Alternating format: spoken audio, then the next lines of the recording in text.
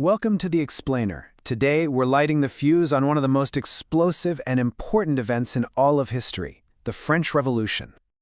Okay, so let's jump right in. Picture this. It's the morning of July 14th, 1789. The city of Paris is an absolute tinderbox, just waiting for a spark. An incredible sense of fear is gripping the city. You've got these whispers, these rumors, spreading like wildfire that the king's troops are marching on Paris. People are terrified. They think a massacre is coming. You can just imagine how thick the air is with tension. So what happens? Well, that panic, it turns into action. A crowd of about 7,000 men and women, they gather right in front of the town hall. They decide to form a people's militia. And what's their number one priority? They've got to find weapons, anything they can, to defend themselves. And so, a group of several hundred people, they march towards the eastern part of the city, and they've got one target in their sights, the Bastille. Now, the Bastille was this massive, looming fortress prison. Sure, they were hoping to find ammunition stored inside, but this was about so much more. You see, the Bastille was the symbol of the king's absolute despotic power. It was hated by everyone. What followed was a fierce armed fight. And against all odds, the people stormed the fortress. The commander of the Bastille, he was killed. The prisoners inside, all 7 of them, believe it or not, were freed. This moment was so huge, so momentous, that they didn't just capture the Bastille, they completely demolished it. And get this, they sold the stone fragments in the markets as souvenirs of their liberation. So, an event like this incredible act of rebellion, it doesn't just happen out of nowhere, right? The anger that finally boiled over on that July day had been simmering for decades. So the big question is, how did it get to this point? To really understand that, we've got to rewind the clock. All right, so let's get into our next section. You know, to really get to the heart of this revolution, you've got to follow the money, or in this case, the lack of it. Because back in 18th century France, the royal treasury was, to put it mildly, bleeding dry. So, let's go back to 1774. A young man, Louis XVI of the Bourbon family, becomes king. He's only 20 years old. He's married to the Austrian princess Marie Antoinette. And the kingdom he inherits? Well, its treasury is completely and utterly empty.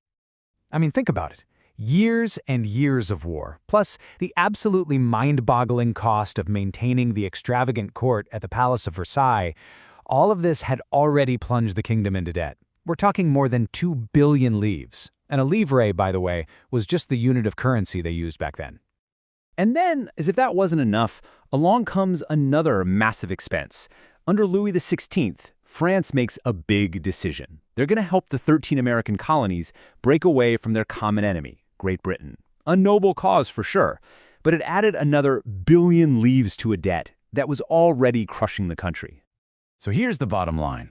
The government had no choice but to borrow more and more money. But now, the lenders who were giving the state credit, they started charging a staggering 10% interest on these loans. Just imagine that. Pretty soon, a huge chunk of the entire national budget was going to nothing but interest payments. This put the state in a corner, forcing them to do the only thing they thought they could, raise taxes. But here's the thing. Raising taxes wasn't that simple. The problem ran much deeper than just an empty treasury. It was baked into the very structure of French society itself, a system we now call the Old Regime. Okay, so before 1789, French society was basically split into 3 distinct groups or estates. You had the first estate, that was the clergy, then the second estate, the nobility. Now, listen to this. Together, they were just a tiny fraction of the population, but they held most of the wealth and all of the power. And most importantly, they paid pretty much 0 taxes. The entire burden, I mean, all of it, fell on the third estate. And who was that? Well, it was literally everyone else. And when I say everyone else, I mean it. This was everybody from big businessmen and lawyers all the way down to artisans and poor landless laborers. In fact, peasants alone made up about 90% of the entire population. And they were getting hit with all kinds of taxes. They had to pay tithes to the church, a direct land tax to the state, that was called the Taille, and a bunch of other indirect taxes on everyday stuff like salt and tobacco. So think about that. This one group, the Third Estate, was basically footing the bill for the entire country. Now take a look at this. This is a popular etching from the time. It was anonymous, but it just perfectly captures the feeling of the era. On one side, you see the fat lord, the nobleman, looking very comfortable. And on the other, you have the poor peasant, who is literally bringing him everything he owns. So let's really look at the metaphor here, because it's pretty powerful. Why do you think the artist chose to portray the nobleman as a spider and the peasant as a fly? I mean, the artist is making a really sharp point. The nobleman is the spider, just sitting there in his web, and the peasant is the fly, completely trapped and helpless. It wasn't just about taxes. The peasant was also being drained by all these feudal dues they owed to the nobleman. This meant they were forced to work on the lord's land, or serve in his army, or go help build roads. It just never ended. Look at the quote on the etching. It says it all. The more the devil has, the more he wants. The whole system was basically designed to squeeze every last drop from the bottom to keep the top comfortable. Okay, so let's recap where we are. We've got a bankrupt state. We've got a deeply, deeply unfair society. And as if that's not a recipe for disaster already, there's one more ingredient we need to add. A desperate, immediate crisis. I'm talking about the simple struggle to survive. See, the population of France had just exploded.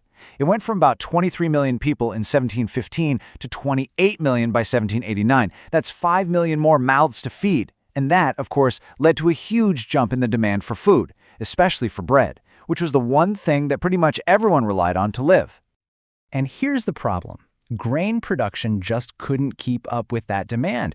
So anytime you had a bad harvest, because of a drought or a hailstorm, it would trigger what historians call a subsistence crisis, and that's exactly what it sounds like. A crisis where the basic means of survival, your very livelihood, is in danger.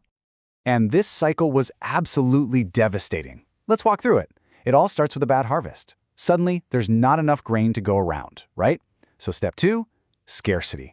When things are scarce, what happens? The price goes up. So step 3, the price of bread skyrockets. Now, you'd hope that wages would go up too, but they didn't. So the poorest people simply couldn't afford to buy bread anymore.